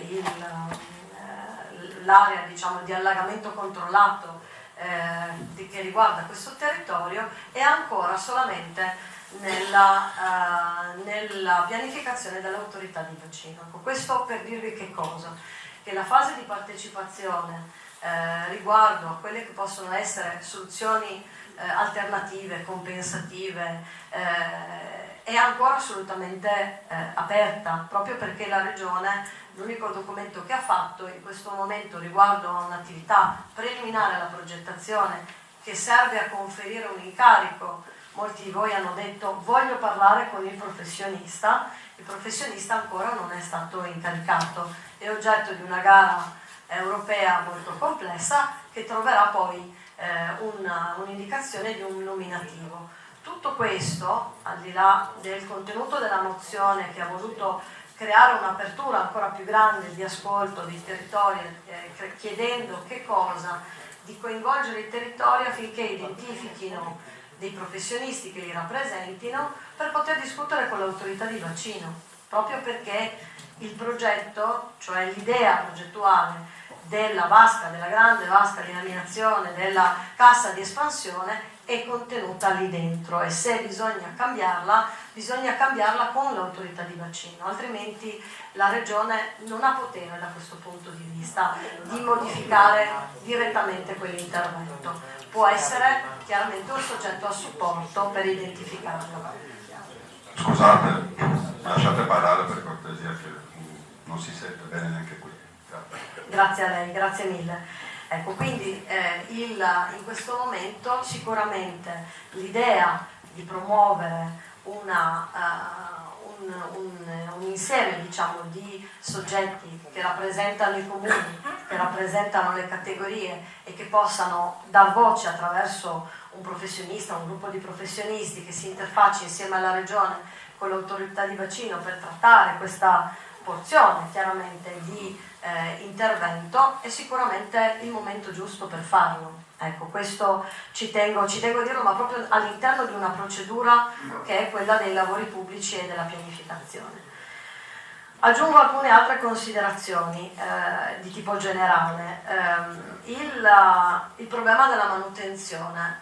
La più gran parte di voi conosce un po' quello che è successo un po' di anni fa in Val Rosandra, per cui la manutenzione dei fiumi da quel momento in poi, cioè da quel processo in cui si è arrivati fino alla Cassazione, per fortuna poi con un nulla di fatto, però per 10 anni un processo per aver cercato di pulire l'alveo di un fiume. Da che cosa? Dai detriti e dai rifiuti, che possono essere organici o no, possono essere ghiaia, possono essere alberi che si accumulano. Da quel momento in poi tutta la manutenzione dei corsi, dei più grandi e dei più piccoli, si è congelata, perché la paura chiaramente in capo agli amministratori, ai tecnici dei comuni piuttosto che degli enti più grandi si è paralizzata davanti a questo elemento. Perché? Perché qualunque cosa che tolta dal fiume ed è ghiaia ed è un elemento di naturalità viene messa sopra un camion, per chi si sa di queste materie, diventa un rifiuto, a meno che non si dimostri che non lo sia. Però bisogna dimostrarlo, non si parte dalla considerazione che è ghiaia o sono degli alberi che si trovano nel letto del fiume. Per la legge, purtroppo che c'è da diversi anni, è un rifiuto, quindi bisogna dimostrare che non lo è prima di poterlo spostare, motivo per cui la manutenzione è diventata un'attività tanto complessa, e sono d'accordo che è l'attività più importante, perché noi possiamo fare tutte le opere che vogliamo, ma il rischio poi è che gli alberi si riempiano nuovamente di materiale e quindi comunque una manutenzione deve essere fatta. Non so qual è la soluzione per cercare di rendere più facile la vita agli amministratori, di cui faccio anch'io parte chiaramente, perché noi con una delibera gli amministratori e i tecnici con una firma si impegnano anche penalmente, quotidianamente nelle proprie attività. Però è doveroso comunque andare avanti con la parte relativa alla manutenzione. Riguardo al tema di espropri, di compensazioni, di valori di terreni, non sono stati rappresentati perché, come dicevo prima, non c'è nemmeno il documento preliminare alla progettazione, che adesso si chiama documento delle alternative progettuali, che suona anche meglio perché deve contemplare non una soluzione sola ma più alternative, nonostante l'indicazione di piano che l'autorità di bacino ha dato. E quindi solo con un documento che quantomeno fa un'analisi dei terreni si può arrivare a una valutazione del valore di quei terreni, che sia di esproprio o che sia compensativo o che sia un valore, diciamo, di occupazione o di esondazione che sia, motivo per cui non vi sono stati comunicati, perché ancora non ci sono, e questo credo sia, per un tavolo così attivo, così propositivo, una buona notizia, perché c'è la possibilità di poter proporre delle alternative, di poter discutere, di poter avere questa richiesta di trasparenza, di coinvolgimento che avete chiesto durante questo incontro. Aggiungo ancora un'altra cosa, una suggestione che è arrivata, e ringrazio il Messaggero Veneto per quello che fa nella quotidianità, pubblicando, devo dire, contributi che arrivano un po' da tutte le parti. Ogni tanto il contributo viene anche da qualcuno che parla appunto della naturalità, non sapendo, devo dire, io li ho ascoltati in commissione, in quarta commissione, e da ingegnere ho dovuto chiudere gli occhi per far finta di riuscire a digerire alcune teorie piuttosto strampalate che sono state presentate riguardo al non facciamo niente, non succederà mai niente. Con questo faccio difficoltà a credere a quello che è stato detto. Ma a parte questi interventi ci sono proposte, per esempio alternative, che sono delle suggestioni interessanti, che arrivano soprattutto dal mondo dell'agricoltura, e dicono questo: lungo tutto il corso ci sono problemi in alcuni luoghi di siccità e di carenza d'acqua. Il fiume scorre al di sotto del proprio alveo e quindi durante estati come il 2022 la carenza d'acqua è stato un grosso problema per il mondo dell'agricoltura, e non soltanto per quello. Noi tutti abbiamo avuto in buona parte del territorio regionale la limitazione dell'utilizzo dell'acqua, quindi ti facevi la doccia, insomma, anche banalmente in certi orari che non erano compatibili invece con la possibilità di irrigare i campi, insomma, quindi abbiamo dovuto fare una cosa che mai si era vista in una regione tanto ricca d'acqua come la nostra. Ecco, quella di realizzare bacini più piccoli che possano essere funzionali ad alcuni territori, magari proprio per raccogliere l'acqua, non necessariamente solo dal tagliamento, ma magari anche da altri fiumi, in modo tale che possano però in fase di piena costituire degli elementi di alleggerimento della capacità del tagliamento. È una suggestione che è arrivata da più parti, è una suggestione che potrebbe essere interessante da come dire, percorrere da un punto di vista tecnico. Ecco, io più di questa disponibilità che posso dare di essere soggetto che ascolta da quelle che sono state le buone esperienze del passato. Il dottor D'Orlandi lo conosco da tanto tempo per motivi personali, non politici, e so quanto il suo intervento sia pacato ma anche radicato in un'esperienza che era un modo di fare amministrazione forse un po' più semplice di oggi, ma che alla fine non è riuscito a portare a casa, forse per un po' di sfortuna, no? Del cambio di amministrazioni, magari un pezzo che già ci aiuterebbe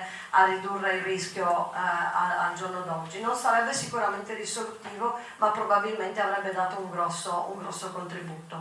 La volontà da parte della Regione, vi assicuro, di ascolto è ampia, lo stiamo dimostrando tenendo conto di quelli che sono i rischi che chi vive, insomma, nella parte più a sud del territorio, ma già oggi è stato detto lo Stella, il Varma, cioè ci sono dei problemi, dei bacini idrografici minori ancorché collegati col sistema a tagliamento, che creano già in fase di bombe d'acqua grossi problemi in un territorio in cui l'acqua affiora con grande facilità, quindi non si sa bene dove portarla. Ecco, questo sicuramente è un elemento di criticità, e chi insomma vive lungo gli argini nei punti più pericolosi, i comuni più vicini al mare, chiaramente chiedono giustamente un rallentamento. Ecco, il rallentamento nell'affidamento dell'incarico professionale non c'è, ma allo stesso tempo c'è la disponibilità di andare in autorità di bacino per ricalibrare quegli interventi che ancora non sono oggetto di vera e propria progettazione. Ecco, questo è quello che vi posso dare come fotografia reale di quello che c'è. Tutto quello che può essere stato in qualche modo o interpretato o detto, magari in buona fede, ritengo sempre da parte di qualcun altro, vi assicuro non corrisponde al vero. Quello che vi ho raccontato è la cronistoria e lo stato reale delle cose, per cui ben vengano gli stimoli e ben venga il dialogo proprio in questa fase, che è quella che il legislatore del codice degli appalti individua come la fase delle alternative progettuali e quindi della possibilità di dialogare in maniera fattiva con il territorio. A me il compito di chiudere, anche se il nostro assessore ha un po' diciamo ripercorso tutto quello che è stato detto e fatto fino ad oggi. Io penso che questa sia una serata che poi rimarrà, no, nella storia delle soluzioni, perché iniziamo con uno spirito giusto, come è stato detto prima di me, ad avere un coinvolgimento del territorio, io lo chiamo così, che siano sindaci che lo rappresentano o altre organizzazioni, e questa è la base, come ho detto all'inizio. Prima di salutarvi volevo solo però fare delle considerazioni banali. Anch'io non sono un ingegnere e quindi sicuramente non darò soluzioni, perché non è il mio compito e non è neanche nel mio DNA. Però qualche volta le idee banali, come diceva prima il signor Pilati, portano sempre a qualche consiglio a chi deve poi cercare le soluzioni e magari anche la qualifica di studio per poterle fare. E mi riferisco per esempio a una voce che oggi è uscita più volte, quello della pulizia. La legge Galasso, se non ho letto male, ma in questo anno mi sono studiato la materia, ha 40 anni.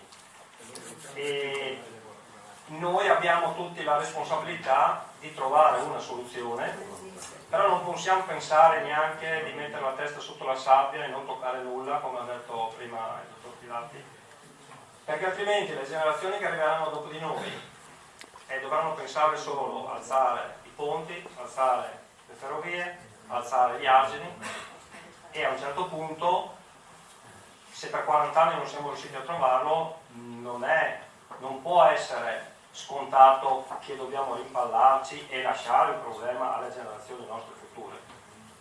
E quindi tutti hanno le loro ragioni, i più bravi ingegneri o le persone più umili che io ho incontrato in questi mesi, novantenni che hanno vissuto sul territorio e mi hanno raccontato la storia. E quindi io li metto sempre sullo stesso piatto e li ho ascoltati tutti e ovviamente li rispetto tutti, però non possiamo nasconderci, ripeto, a non trovare di iniziare almeno a fare un minimo di pulizia. Questo non vuol dire che non siamo rispettosi dell'ambiente, nel modo più assoluto, perché qua dentro penso che nessuno abbia neanche la più pallida idea di non rispettare l'ambiente, nel modo più assoluto.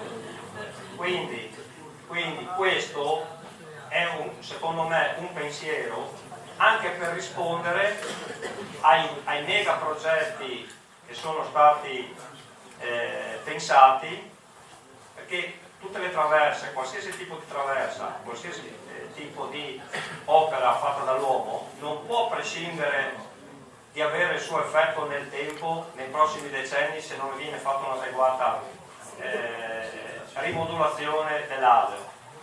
E il 4 novembre in audizione gli ingegneri dell'ISPRA questi elementi li hanno rappresentati molto bene, perché se questi diaframmi vengono riempiti in qualche decina d'anni di ghiaia o di legname e non possiamo pulire, io poi non vado più avanti, perché penso che tutti, però bisogna avere il coraggio di dirle le cose. Non possiamo rimanere sempre a nascondersi dietro un dito, perché sennò quello là non è contento, quell'altro non è contento, altrimenti non ne usciamo. Io la vedo in questo modo. Dopodiché proveremo. Ci sono i metodi di controllo. Io ricordo in questa zona, lo devo dire per fare un po' il percorso della storia, gli anni 70, io sono del 65, quindi ero già negli anni 80, se partiamo solo per prendere questa zona, al comune di Ronchis, c'era un impianto di pulizia, a Madrisio c'era un altro importante, e c'è ancora, ma fa altro nel senso che non potendo fare. Poi veniamo a Belgrano di Varmo, 2, 3, poi andiamo dalla parte di San Vito, ce n'era un altro, poi andiamo a Panellia, ce n'erano 2. Poi mi fermo perché la parte superiore del territorio non la conosco, ma ce n'erano sicuramente tanti altri. Allora forse ce n'erano troppi, forse ce n'erano pochi, non andava bene perché non erano controllati. Lì possiamo aprire un dibattito di una settimana. Però è anche vero, come diceva il sindaco di Camino, che non è neanche ammissibile, e questo lo dico con un timbro di voce un po' più alto, lasciare, o meglio autorizzare, delle mini cave. Cioè c'è qualcosa che non funziona, cioè dobbiamo guardarsi negli occhi e dire che c'è qualcosa che non funziona, perché altrimenti ognuno guardiamo il nostro orticello, la chiudiamo lì, continuiamo a bisticciare e litigare. Questo voglio solo dire, io non dico che una soluzione va bene piuttosto che no, non è il mio compito, io voglio solo elencare una serie di fatti. Basta, io direi di chiudiamo la serata e io ringrazio tutti gli interventi, erano tanti e quindi abbiamo passato un po' di ore. Vabbè, facciamo 2 domande.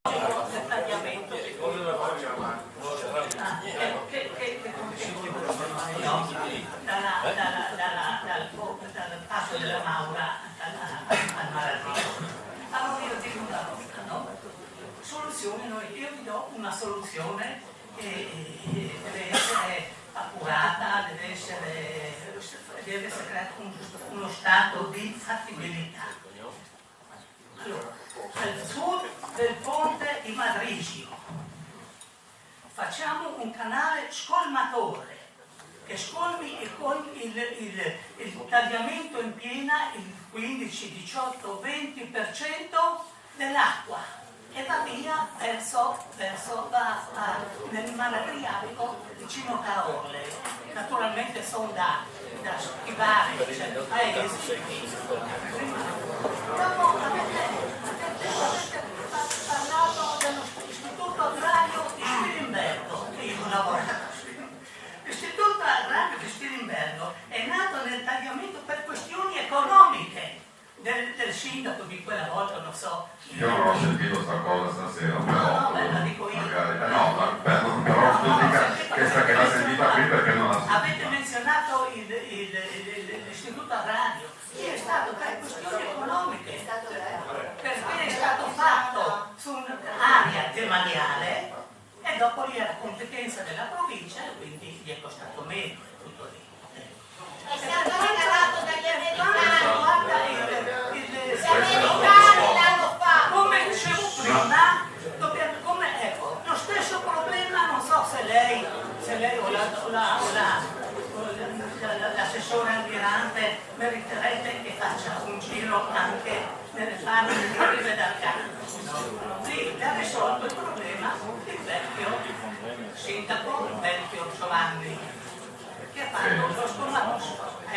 Non è che possiamo ascoltare tutti così, Scolmatore San Mauro, che va da Rive d'Arcano fino al tagliamento. C'è un tubo che ha 5 metri di diametro. I problemi non ci sono stati risolti. Grazie di tutto. Grazie.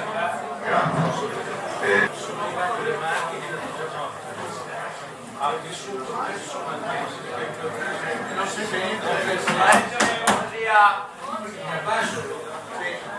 ecco, io ho vissuto personalmente le due grandi alluvioni, proprio nel punto più martoriato, vale a dire a ridosso dell'Argine con l'esondazione delle acque. E abito lì vicino allo stadio, diciamo, 100 metri. Io ho vissuto tutta la tragedia, è stata una tragedia grande, molto grande. Infatti nel mio studio che stanno verificando ho riportato proprio le foto di casa mia, che sono veramente terribili. Io quella volta ero uno studente a Portogruaro, dovevo diplomarmi perito industriale della sezione staccata del Marignano, ed è stata ancora più tremenda perché ho perso anche l'anno tutto e l'anno seguente ancora. Quindi per queste grandi tragedie nasce un bel desiderio di andare alla ricerca del perché di queste tragedie. Come mai tutte e due le alluvioni hanno avuto come punto di esondazione sempre lo stesso, vale a dire all'ingresso della strettoia di Latisano, dove c'è la variazione arginale e goenale del fiume. Come mai? Nessuno l'ha mai detto. Bisogna dare una spiegazione tecnica a questa. Io sono un perito meccanico, lo so, ho studiato idraulica, eccetera. E io ho dato la spiegazione tecnica che è scritta in questo, nel mio studio, che è stato pubblicato non solo sulla Bassa, ma su altre riviste.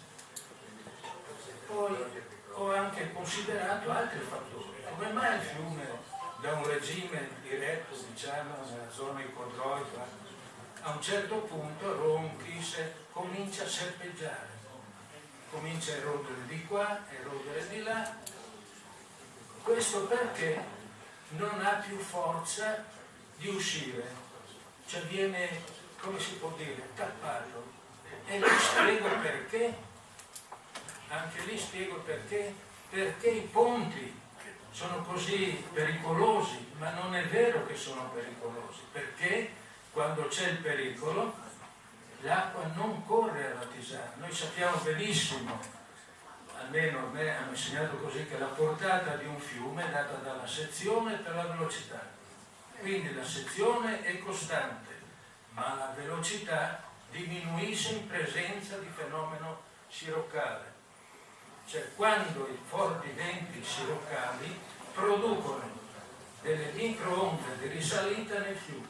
La sommatoria di queste microonde creano una grande onda anomala che io ho chiamato nel mio studio rigurgito, cioè rifiuto. Questo rigurgito risale fino alla Tisana perché non trova grandi portate che lo ostacolano, ma nella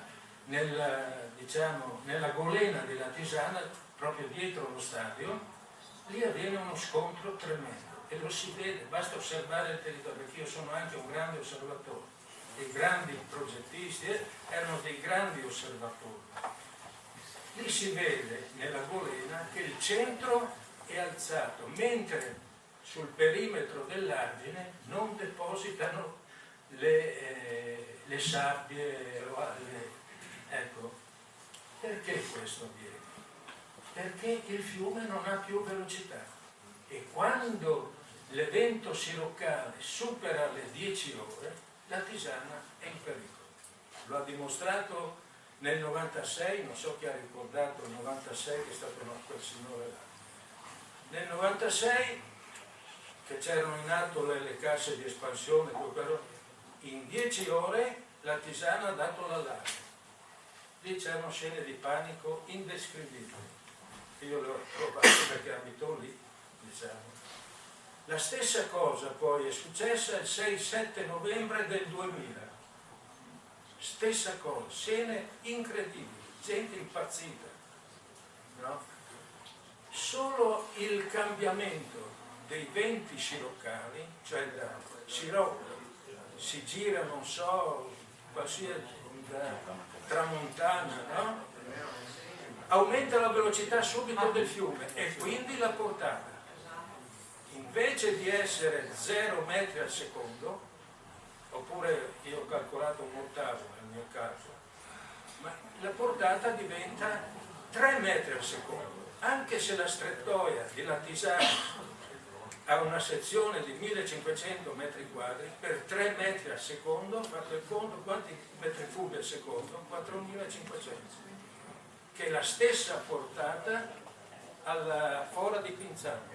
Quindi il fiume scola perfettamente. Perché non scola? Posso parlare un po'? No, però se però anche la conclusione. Ecco, il signore prima lì, quel signore che non conosco, ha detto, ecco, il fiume, ha detto, bisogna considerarlo dalla foce alla sorgente, vero? Non avete mai parlato della foce e io individuo lì il vero problema del fiume, alla foce. Andate a vedere dopo l'ultimo evento che troverete degli alberi sradicati e ci troviamo nella stessa condizione del 1926, quando iniziarono le opere di bonifica della Val Pantani, prima di Lignano, sapete?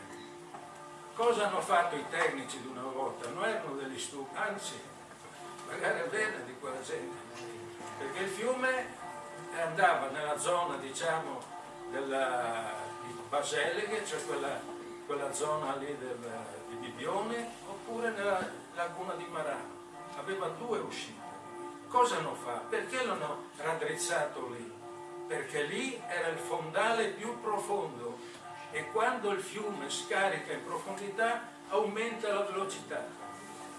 Allora io dico, nel mio studio, se volete potete vedere, sono tutti altri particolari, ma sono i particolari che garantiscono la sicurezza del fiume senza opere di costrizione delle acque.